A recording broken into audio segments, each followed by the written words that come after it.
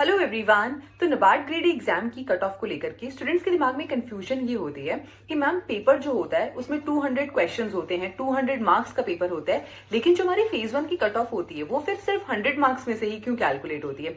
देखो स्टूडेंट्स, ऐसा इसलिए होता है क्योंकि जो हमारे 8 कंपोनेंट्स फेज 1 के अंदर आते हैं वो सारे के सारे यूज नहीं किए जाते ओवरऑल कट ऑफ को क्लियर करने के लिए।